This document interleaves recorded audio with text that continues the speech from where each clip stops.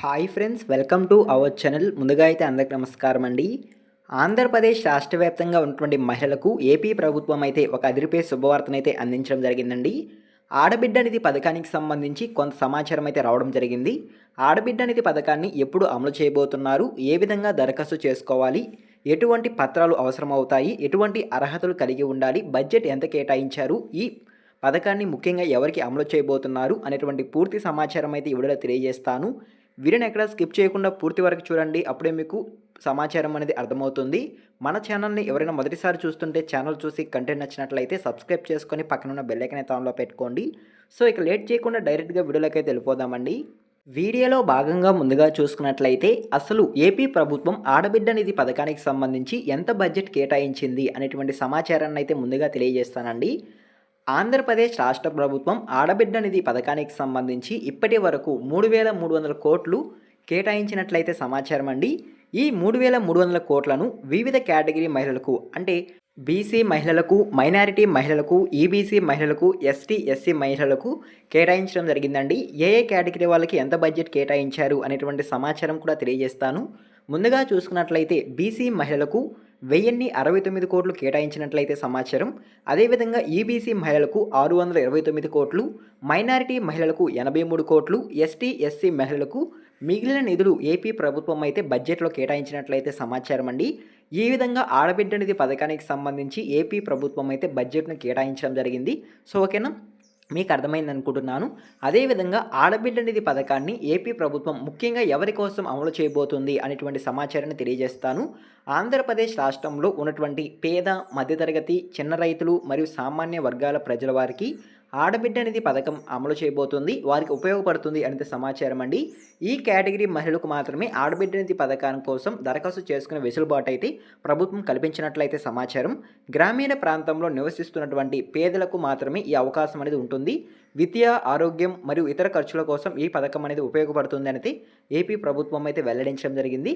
So ఓకేనా, ఇప్పుడు ఆడబిడ్డ నిధి పథకానికి సంబంధించి దరఖాస్తు చేసుకోవాలనుకుంటే అర్హతలు ఏ విధంగా ఉండాలి అనేటువంటి సమాచారం తెలియజేస్తాను. ఆడబిడ్డ నిధి పథకం కింద ఒక ఏడాదికి 18,000 లబ్ధి పొందాలంటే ఖచ్చితంగా ఈ అర్హతలు కలిగి ఉండాలి అంటే సమాచారం.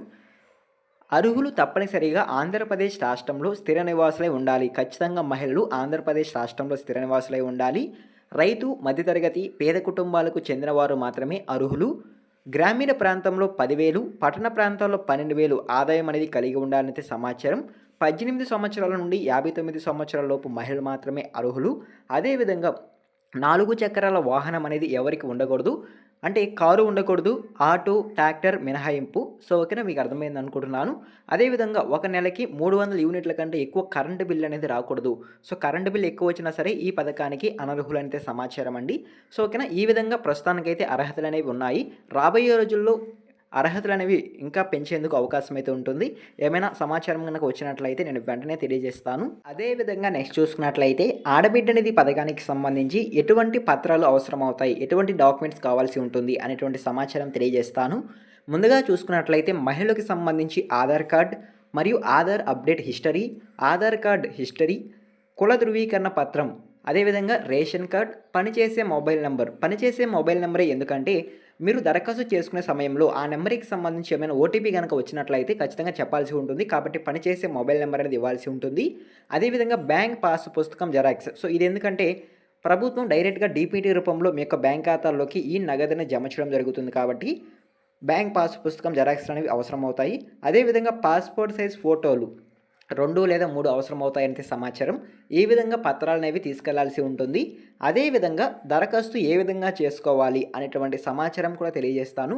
ఆంధ్రప్రదేశ్ రాష్ట్రంలో ఇప్పటి వరకు ఆడబిడ్డ నిధి పథకానికి సంబంధించి ఎటువంటి దరఖాస్తులను విడుదల కాలేదండి. ప్రభుత్వం కూడా ఆడబిడ్డ నిధి పథకానికి సంబంధించి ఎలాంటి స్పందన అయితే ఇవ్వలేదు. సో రాబోయే రోజుల్లో ఖచ్చితంగా ఏపీ రాష్ట్ర వ్యాప్తంగా ఉన్నటువంటి మహిళలకు ఆడబిడ్డ నిధి పథకాన్ని అనేది ప్రభుత్వం అయితే అమలు చేయడం జరుగుతుంది. ఒకవేళ కనుక అమలు చేసినట్లయితే ఏ విధంగా దరఖాస్తు చేసుకోవాలి అనేటువంటి సమాచారం మాత్రమే ఇక్కడ ఉంటుందండి. ఇప్పుడైతే దరఖాస్తులని విడుదల కాలేదు. సో ఓకేనా, ఆడబిడ్డ నిధి పథకానికి దరఖాస్తు చేసుకోవాలనుకుంటే ప్రభుత్వం అయితే ఒక ప్రత్యేక యాప్‌నైతే తీసుకురాబోతుంది. ఆ ప్రత్యేక యాప్‌లో కూడా ఆడబిడ్డ నిధి పథకానికి సంబంధించి దరఖాస్తు చేసుకోవచ్చు. మీ యొక్క డీటెయిల్స్ అనేవి ఇచ్చి. లేకపోతే మాకు అదంతా తెలీదు. మేము ఇంకా సింపుల్‌గా చేసుకోవాలనుకుంటే మీ దగ్గరలో ఉన్నటువంటి గ్రామ వార్డు సచివాలయంకెళ్ళి అక్కడ ఉన్నటువంటి అసిస్టెంట్‌లని కలిసి మీరు ఆడబిడ్డ నిధి పథకానికి సంబంధించి దరఖాస్తు చేసుకోవచ్చు. ఇందాక నేను చెప్పినటువంటి అర్హతలు గనక మీరు కలిగి గనక ఉన్నట్లయితే రిక్వైర్డ్ డాక్యుమెంట్స్‌తో మీరు ఈ ఆడబిడ్డ నిధి పథకానికి దరఖాస్తు చేసుకోవచ్చని ప్రభుత్వం అయితే తెలియజేయడం జరిగింది. మీరు ఆడబిడ్డ నిధి పథకానికి గనక దరఖాస్తు చేసుకున్నట్లయితే నెలకి 1,500 చొప్పున ఒక ఏడాదికి రూ. 18,000 లబ్ధి పొందేందుకు అవకాశం అయితే ఉంటుంది. సో ఓకేనా, నెల నెల అయినా ఏయొచ్చు, లేకపోతే ఒక ఏడాదికి 18,000 ఒకేసారి అయినా డైరెక్ట్‌గా బ్యాంక్ ఖాతాలోకి వేయొచ్చు. సో ఓకేనా, మీకు అర్థమైంది అనుకుంటున్నాను. సో ఈ విధంగా ఆడబిడ్డ నిధి పథకానికి సంబంధించి ఒక ఇన్ఫర్మేషన్ అయితే రావడం జరిగిందండి. ఈ ఇన్ఫర్మేషన్ మీకు నచ్చినట్లయితే లైక్ చేయండి. ఇలాంటి లేటెస్ట్ అప్డేట్స్ కొరకు మన ఛానల్‌ని సబ్స్క్రైబ్ చేసుకొని పక్కన ఉన్న బెల్ ఐకాన్ ఆన్‌లో పెట్టుకోండి.